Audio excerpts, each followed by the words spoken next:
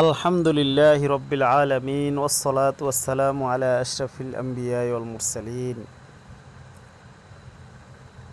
তৃতীয় শ্রেণীর প্রিয় ছাত্ররা, আসসালামু আলাইকুম ওয়া রাহমাতুল্লাহি ওয়া বারাকাতুহু। তোমাদের সবাইকে ফেসবুক ইউটিউব ভিডিও ক্লাসের ধারাবাহিকতায় আজকের ক্লাসে স্বাগতম। আজকে আমরা চতুর্থ অধ্যায় আল বাবুর রাবে কিসাস গল্প পড়ব। আমাদের আজকের সাধারণ পাঠ হলো গল্প, বিশেষ পাঠ হলো প্রাণীর প্রতি দয়া। আর রিফকু বিল হায়ওয়ান।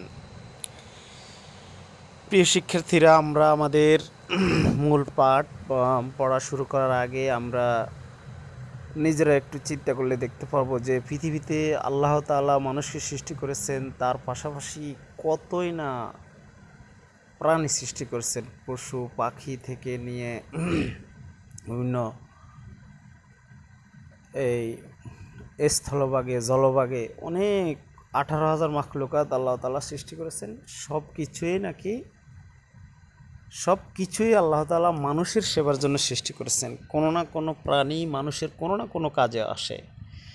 এই জন্য আমাদেরকে আমাদের নবী সাল্লাল্লাহু আলাইহি সাল্লাম, আমাদের শেষ নবী হযরত মুহাম্মদ সাল্লাল্লাহু আলাইহি ওয়াসাল্লাম আমাদেরকে প্রাণীর প্রতি দয়া করা শিখিয়ে গিয়েছেন। এবং কোনো প্রাণী যদি আমাদের দ্বারা কষ্ট পায় বা আমাদের অত্যাচার, আমরা তাদের নির্যাতন করার দ্বারা যদি প্রাণী মরে যায়, আল্লাহ না করুক এরকম নাই হোক, এই প্রাণীর অভিশাপে বা এর কারণে আমি আল্লাহ তাআলার কাছে জবাবদিহিতার আওতায় আল্লাহ তাআলার দরবারে জবাবদিহি করতে হবে।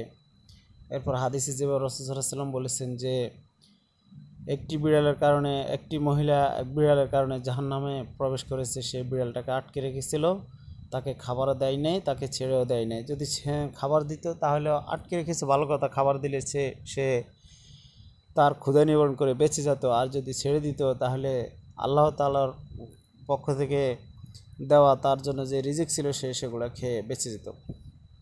তাই আমরা এখান থেকে শিক্ষা নেব যে কোনো প্রাণীকে কষ্ট দেব না। আমরা এখন আমাদের মূল বইতে যেভাবে লিখছে গল্পটি আমরা পড়ব। এভাবে এখান থেকে আমরা প্রাণীদের প্রতি দয়া করা শিখব। আল্লাহ তাআলা আমাদের সবাইকে সকল প্রাণীর প্রতি দয়া করার তৌফিক দান করুক। কিসাস গল্প, প্রাণীর প্রতি দয়া। আর রিফকু বিল হায়ওয়ান, প্রত্যেকে বইয়ের 35 নম্বর পৃষ্ঠায় ধরবে। প্রাণীকুল আল্লাহর সৃষ্ট, যাকে আল্লাহ মানুষের সেবায় সৃষ্টি করেছেন। এই কারণে আমাদের দায়িত্ব হলো তাদের প্রতি যত্ন নেওয়া, তাদেরকে খাওয়ানো, তাদেরকে পান করানো বা তাদেরকে ছেড়ে দেওয়া, যাতে তারা পৃথিবীর কল্যাণকর সম্পদ থেকে আহার করতে পারে। তাদেরকে আমরা পানাহার দেওয়া ছাড়া আটকে রাখব না এবং তাদেরকে কষ্ট দিব না। তাহলে আল্লাহ তাআলা আমাদেরকে কষ্ট দিবেন, অর্থাৎ তাদেরকে যদি কষ্ট দিই তাহলে আল্লাহ তাআলা আমাদেরকে কষ্ট দিবেন। একদা ছোট একটি বিড়াল একটি ঘরে প্রবেশ করলো। বাড়ির গৃহিণী রাগ হয়ে বিড়ালকে মারার জন্য তার পিছনে দৌড়ালো। বিড়ালটি ভয় পেয়ে একটি গর্তে ঢুকে গেল। মহিলাটি গর্তটি বন্ধ করে বিড়ালটাকে আটকে রাখল। বিড়ালটা বের হওয়ার রাস্তা তালাশ করে পেল না, খাবারের কিছু তালাশ করেও পেল না, পান করার জন্য পানি সন্ধান করেও পেল না। বিড়ালটি অনেক কষ্ট পেতে লাগলো এবং অশ্রু ছাড়া কাঁদতে লাগলো, কারণ বিড়াল আমাদের মতো অনুভব করে, কষ্ট পায়। অবশেষে বিড়ালটি মারা গেল। রাসূল সাল্লাল্লাহু আলাইহি সাল্লাম বলেন, এক মহিলা একটি বিড়ালের কারণে জাহান্নামে প্রবেশ করেছে। সে বিড়ালটাকে আটকে রেখেছিল, না তাকে খাবার দিয়েছিল, না তাকে ছেড়েছিল, যাতে সে পৃথিবীতে চড়ানো খাবার থেকে আহার করতে পারে। প্রিয় ছাত্ররা, এই গল্পটি হুবহুব যদি কেউ মুখস্থ না করতে পারো, তুমি তোমার নিজের ভাষা সাজিয়ে গুছিয়ে গল্পটি অবশ্যই মুখস্থ করে নেবে। তা আমাদের মধ্যে অনেকে আছে দুর্বল, যে রিডিং পড়তে তাদের অনেক কষ্ট হয়, তাই আমি গল্পটি যেভাবে বইতে লেখা আছে হুবহু রিডিংটা আবারও পড়তেছি।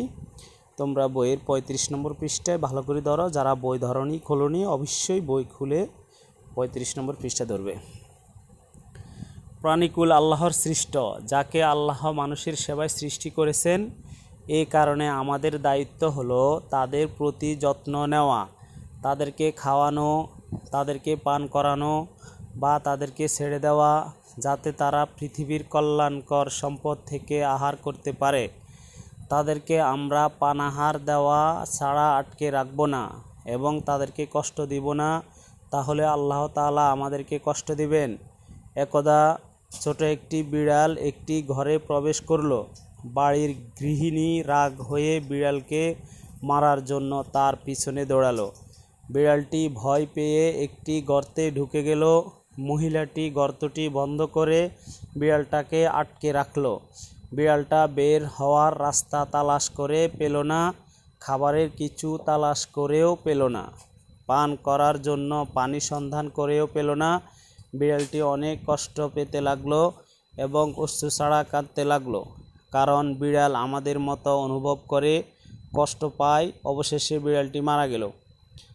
রাসূল সাল্লাল্লাহু আলাইহি ওয়াসাল্লাম বলেন, এক মহিলা একটি বিড়ালের কারণে জাহান্নামে প্রবেশ করেছে। সে বিড়ালটাকে আটকে রেখেছিল, না তাকে খাবার দিয়েছিল, না তাকে ছেড়েছিল, যাতে সে পৃথিবীতে ছড়ানো খাবার থেকে আহার করতে পারে। প্রিয় ছাত্ররা, এই ঘটনা থেকে আমরা অবশ্যই শিক্ষা নিতে হবে প্রাণীকুল অর্থাৎ মানুষ ছাড়া অন্য প্রাণী পশু পাখি আমরা কোনো কিছুকে কষ্ট দিব না।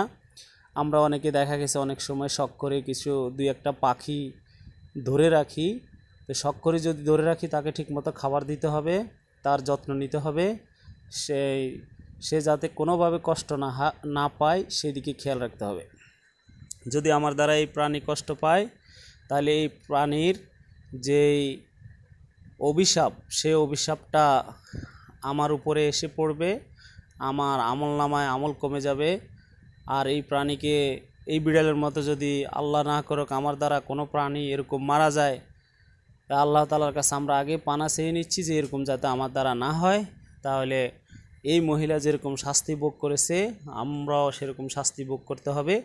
এই জন্য সবসময় খেয়াল রাখা এবং আল্লাহ তাআলার কাছে দোয়া করা যাতে করে আমার দ্বারা কোনো প্রাণী কষ্ট না পায়।